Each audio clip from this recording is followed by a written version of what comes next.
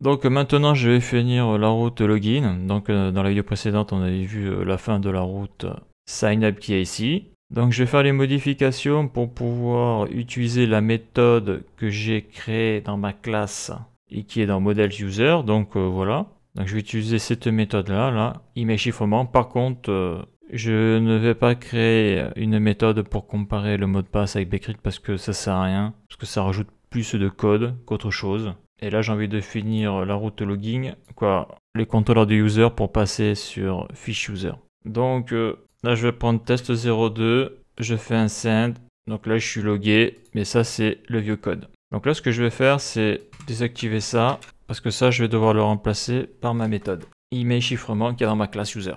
D'ailleurs c'est pas ça qu'il faut désactiver, parce que ça c'est Bcrypt pour comparer les mots de passe, c'est celui-là. Donc tout ça je vais désactiver pour le moment. Voilà, donc déjà pour pouvoir utiliser ma méthode qui est dans la classe user, il faut déjà que je fasse une instance de la classe user.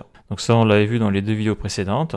Donc je vais faire instance de la classe user, car la méthode est rattachée à cette classe-là. En tout cas à l'instance de classe. Donc je vais faire const user égale donc l'opérateur new, la classe user, et après dedans je mets l'email et le password. Donc voilà, parce que pour faire mon instance de classe, j'ai besoin de l'email et du password qui va être envoyé par Postman. Le souci, c'est que email et password, donc je les avais définis là dans la route sign up, mais dans la route login, ils ne sont pas définis, car au début, ce que je faisais, là on peut le voir, je faisais rec.body.email, et après cette écriture-là, je l'ai changée, parce qu'on voit que ce qui est souvent utilisé, c'est cette forme d'écriture-là, cette syntaxe-là, donc je fais const, j'ouvre les accolades, égale, et là je fais rec.body. Et dedans je veux l'email et le password. Je trouve que c'est cette syntaxe-là qui est plus concise.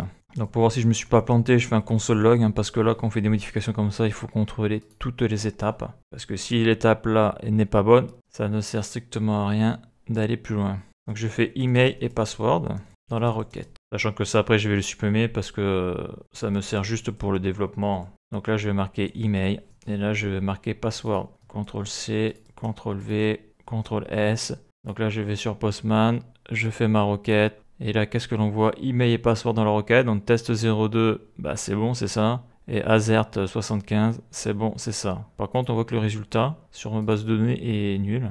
Alors que j'ai bien un compte. Test 02, là je suis sur ma route sign up. Si je fais un send, il existe déjà. Donc j'ai duplicate entry. L'email est déjà existant. Donc ça c'est la première étape. Ça fonctionne. Donc là j'ai créé mon instance de classe user. Donc là je vais contrôler ce qu'il y a dans ma variable user. Donc je fais un console log et je vais marquer user instance. Là je mets la variable user, c'est bon. Donc là ce qu'il y a dans cette variable là va s'afficher ici. Je fais un send. Donc il faut que je sois sur la route login bien sûr. Je fais un send et là on voit que dans user, dans l'instance que j'ai créée là, dans la variable user, j'ai un objet, user avec un U majuscule, qui est ici là, donc ça c'est ma classe.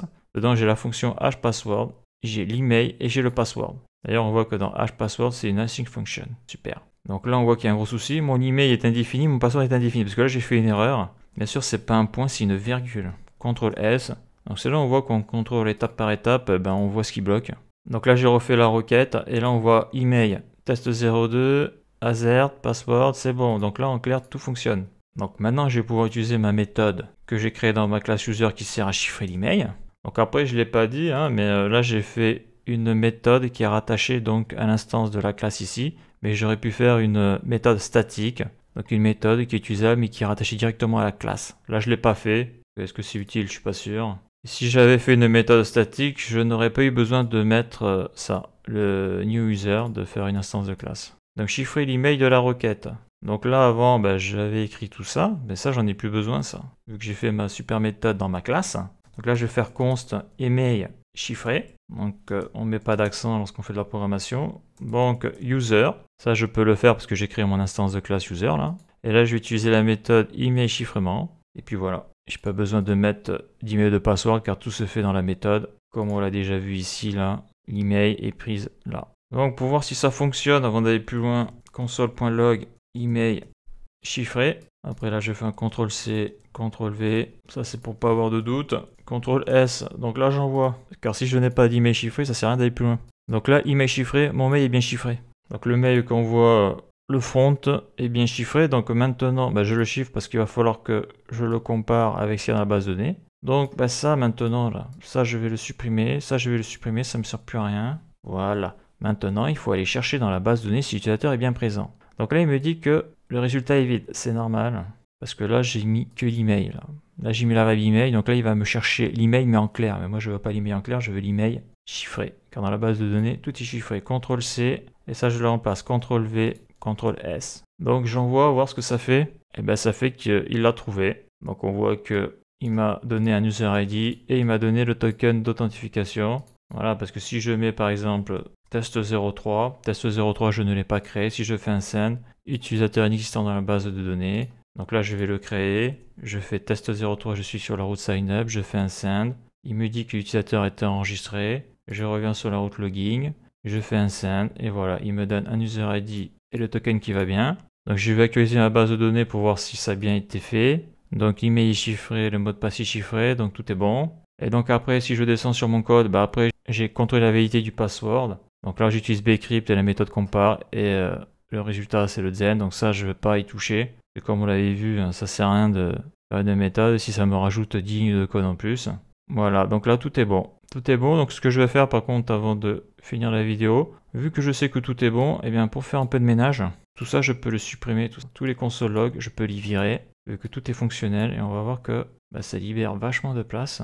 Et les console logs c'est sympa, mais quand on a 50, ça prend énormément de place. Ça je le vire, j'en ai plus besoin.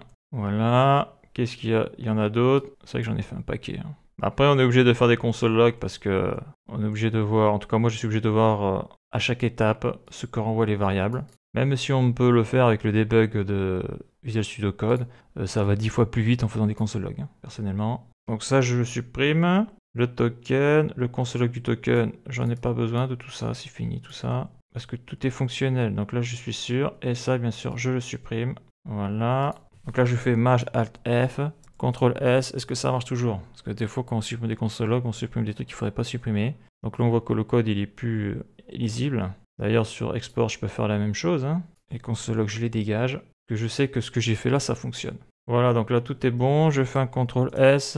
Donc avant de faire autre chose, je contrôle que ça fonctionne. Donc là je le mets sur 4. Sur 4, il n'y a rien du tout. Ça marche ok. Donc là il n'y a personne, c'est bon. Là, je fais 4, je crée un compte, send, utilisateur enregistré. Là, je suis sur login, je fais un send. J'ai bien mon user ID et mon token, super. Il n'y a pas d'erreur, c'est bon. Donc là, tout fonctionne sur mes contrôleurs user. Donc maintenant, il va falloir que je fasse un petit tour du côté du contrôleur de ma fiche user. Et là, ça va se gâter parce que là, on aura les routes post pour créer du contenu. Donc la suite dans le prochain épisode.